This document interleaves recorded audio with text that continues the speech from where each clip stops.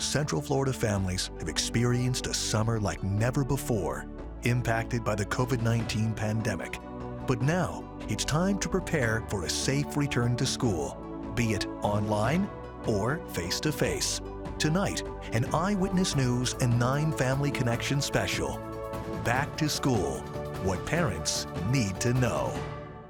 As parents of school-aged children, we are both just as concerned as you are about school reopening plans in the midst of the coronavirus pandemic. Hopefully, we're going to address some of those concerns and questions tonight with a series of one-on-one interviews that we lined up with district superintendents and behavioral and infectious disease experts. I recently spoke one-on-one with Barbara Jenkins, superintendent of Central Florida's largest school district, Orange County Public Schools, about some late changes to the district's reopening plan. Let's take a look at her explanation. So many questions for you, Dr. Jenkins, and we'll start with the big change. I think when this shift happened to start school on August 10th, I think there was a collective what? Why? From parents really all over. So can you answer that for parents right now? Why this shift to August 10th? So I think it's twofold, Nancy. One, it gets our employees paid. Our teachers especially don't have to have another 2-week delay in their pay, but it also gives everyone a good chance for a dress rehearsal, if you will, to make sure everyone can abide by the Launch Ed platform. That will be our go-to should something change, something else shifts, and we don't have face-to-face for some reason at particular schools. That will be our go-to. And so let's say in the event that COVID-19 case does come up, I think it's inevitable with as many children and adults as we serve. If a classroom is shut down, if a school is shut down, or if the district for some reason has to shut down, everyone will pivot to the Launch Ed platform and make sure that children's education continues. That scenario that you just described is obviously, top of mind for so many families. Can you walk us through the protocol of what happens if a teacher tests positive? Will you disclose the schools that are seeing cases and what will happen? Can you walk us through that process? So I can walk you through as much as we're able to share. What we have to do is partner with the Department of Health. With COVID-19, there are specific criteria in place, and the health department would walk us through those. Keep in mind also, under HIPAA, individuals have a right to privacy of their actual personal health information. That does not mean we cannot inform a classroom, for example, that there's been exposure of this particular class. In most cases, you cannot disclose particulars of an individual because of HIPAA law.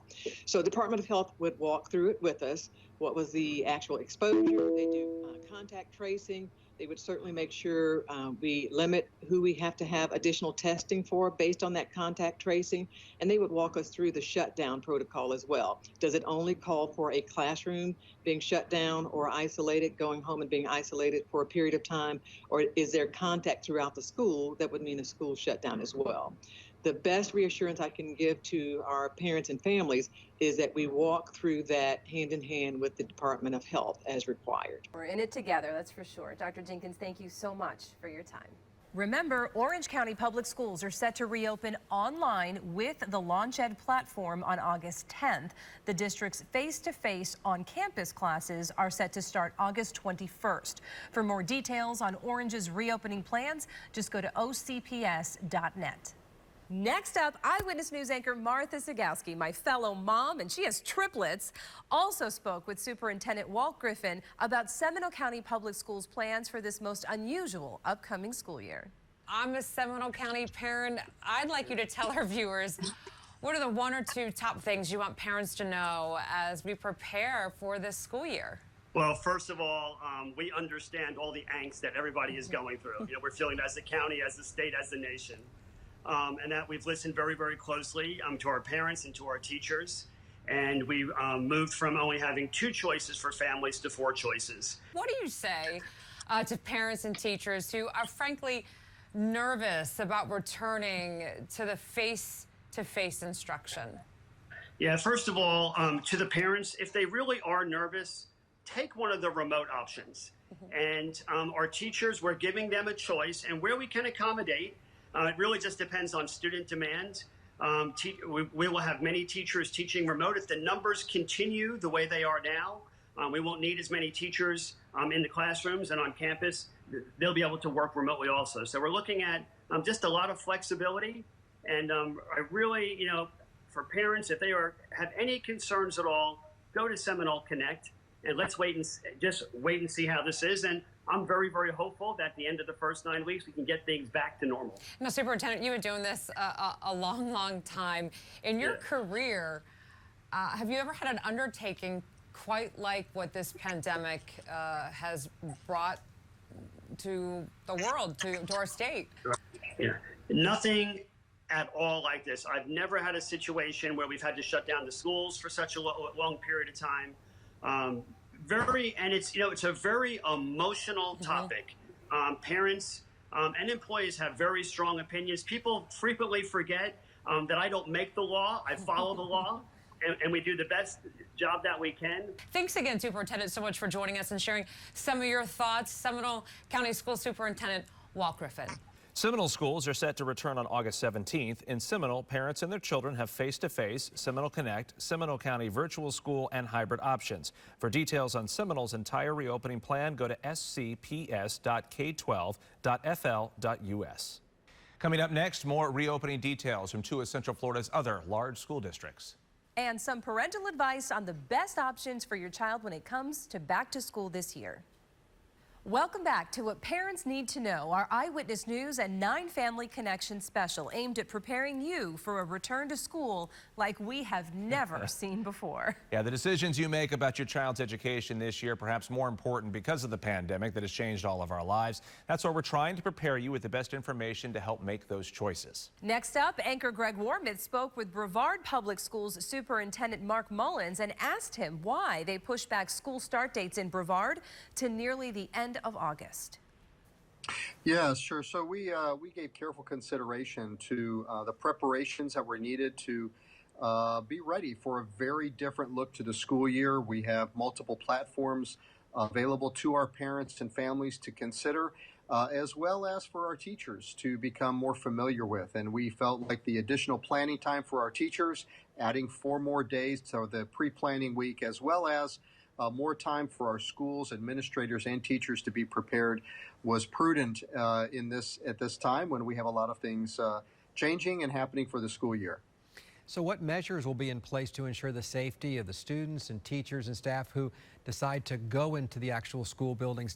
We have expectations that our students will utilize masks when social distancing cannot be adhered to. We also have made modifications to our cafeterias, where eating areas will be expanded beyond the cafeteria to outdoors, media centers, even perhaps eating lunch in classrooms. So we have directional arrows where students will be directed to maximize social distancing in our common areas.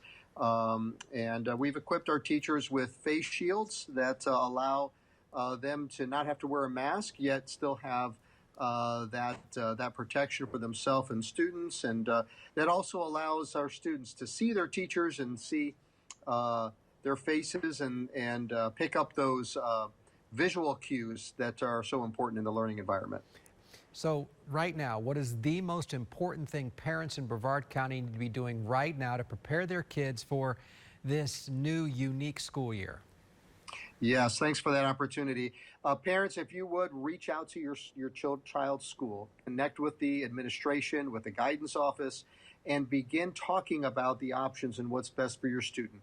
We really need our parents to reach out and make that contact with their school and start to express their intent for the coming school year. Make sure they don't have any questions.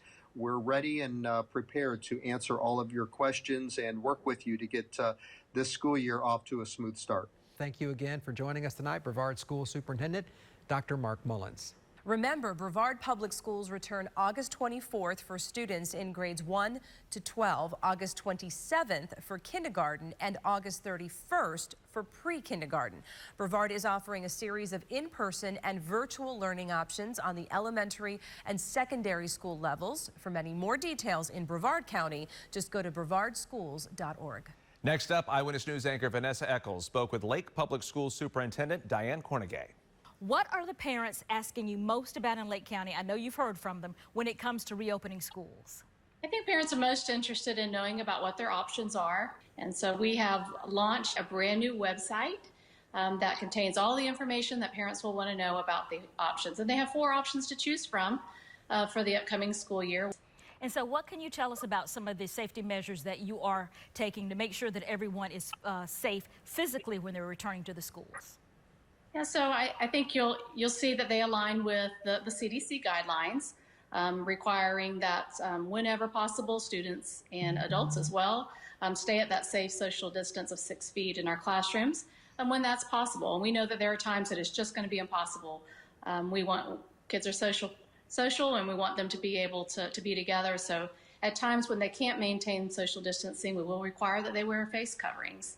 We've also increased our cleaning protocols and sanitation, and we'll be providing a lot of PPE, including hand sanitizers and soap and all of those disinfecting wipes and things that our teachers and students will need when they return back to school. What do you say to parents? How do they know, with all those options, what's best for their children?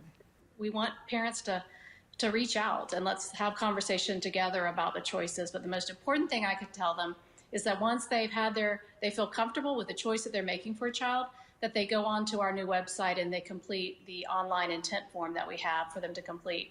Do they have the option to switch options if they feel that the one that they chose isn't quite working out once they get into it? They do. I think one thing that we want to assure parents of is that we're going to be flexible.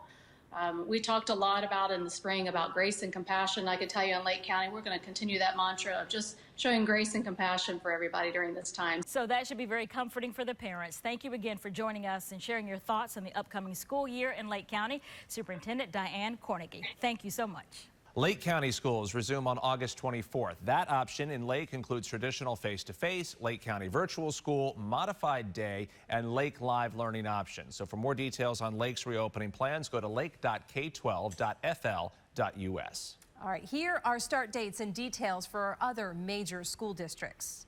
Coming up next, my talk with a behavior specialist on deciding the right learning environments for your child during the pandemic. And after that, I'll speak with one of our area's top infectious disease experts on how to keep your kids and yourself safe as we head back to school.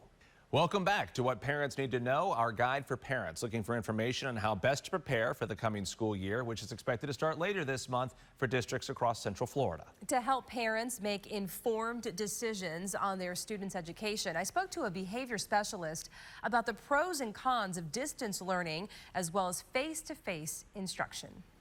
Well, thanks for joining us, Amanda Reineck. You are a behavior health coordinator with Embrace Families, and that makes you very well suited to help us parents watching tonight make difficult decisions between virtual learning and returning to the classroom in a face-to-face setting. So can you tell us, are there certain types of students, personalities that will thrive more or learn better online versus the classroom? Is that something parents should take into consideration when making this decision?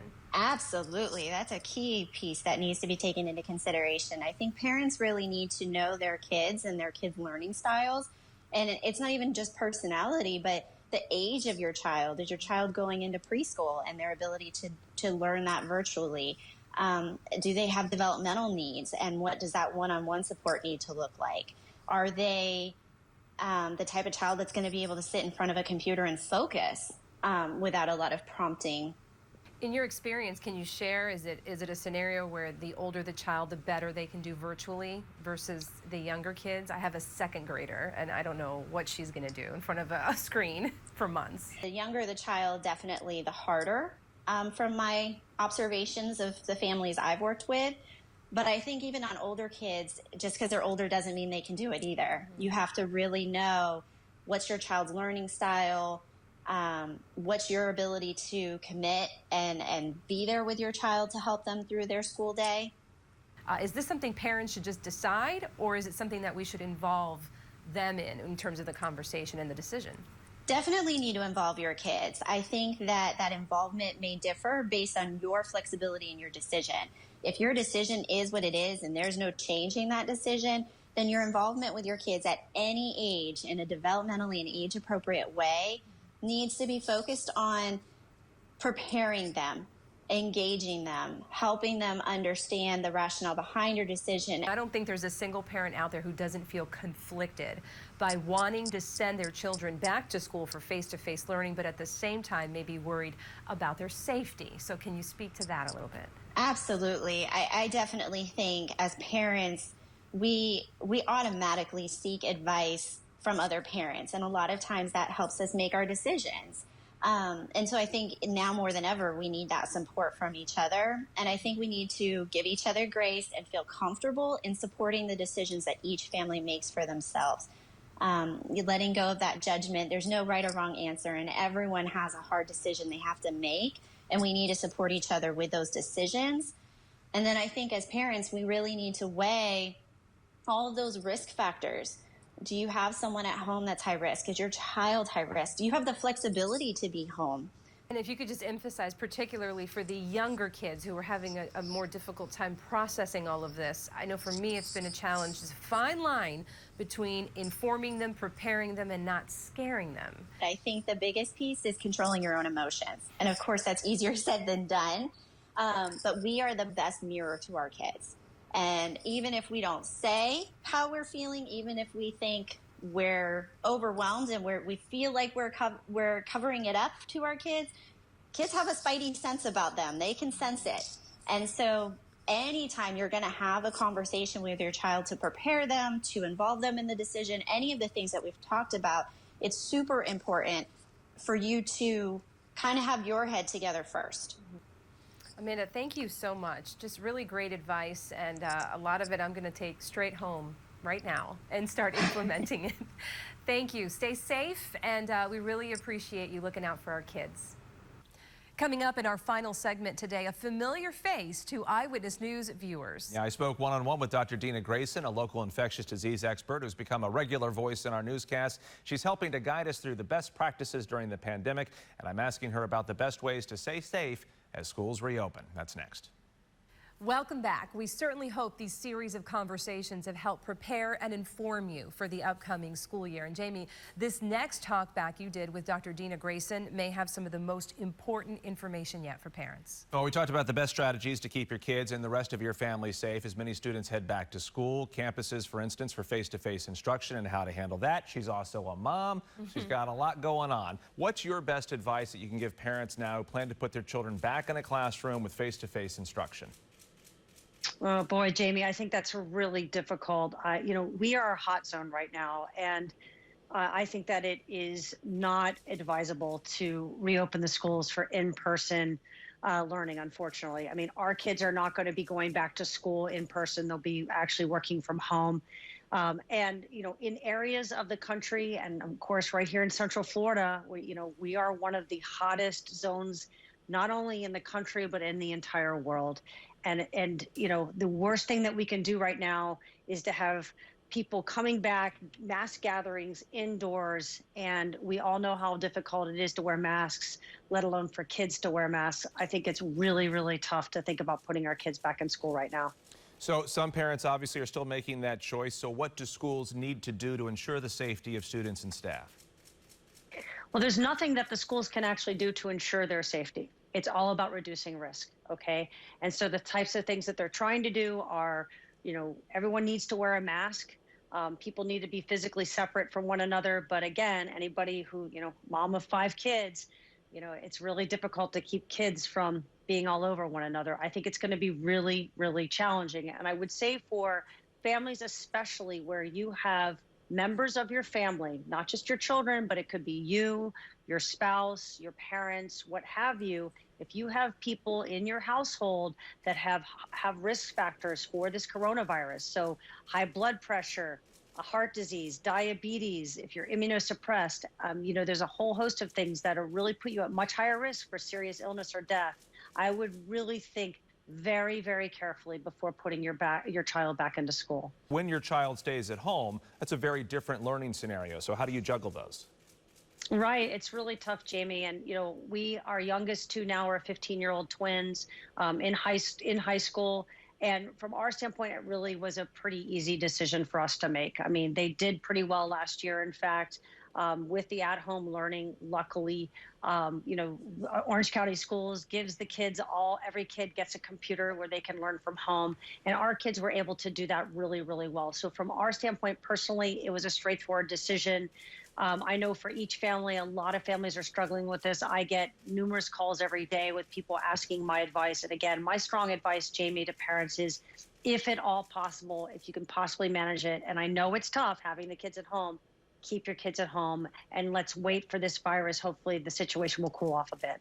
And let me just ask you about mental state of being, so to speak. I mean, younger students, middle school students, high school students, those are different parameters here, and now you're kind of in the fray with them. So what's your advice to parents now who are suddenly kind of sitting next to their kid and they're educating their children in a whole new way? Yeah, it's really tough. I mean, I think what you have to do is, you want your kids to be socially connected with their friends. Luckily, the dreaded cell phone, right? But kids are able to be connected with their friends and have social interactions with friends. So I think this whole concept of socially distancing is sort of the wrong moniker. We should talk about physical distancing and staying socially connected. Try to get your kids as much as possible to be interacting with their peers, and being social while staying at home. Make sure that you try to structure their day like a school day. Okay, you get up at a certain time, you're going to do your schoolwork at a certain time, so that there's sort of a routine, so that kids are kind of in that school routine. We do that with our kids. They've got to do their schoolwork, then they can have their after-school snack and watch TV and do all the things they normally do after school. All right, Dr. Dina Grayson, top infectious disease expert and also a mom. Thanks, Dina. Some really solid advice there and safety tips from someone who knows how to prevent the spread of diseases. Yeah, no one can accuse Dr. Grayson of not speaking her mind about her area of expertise. So that wraps up our Eyewitness News and 9 Family Connection Back to School special, What Parents Need to Know. We really hope these interviews and expert advice help parents and students make the best decisions for learning and staying healthy this school year. It's a stressful time, but we're all in it together, right? That's right. Good night, everyone.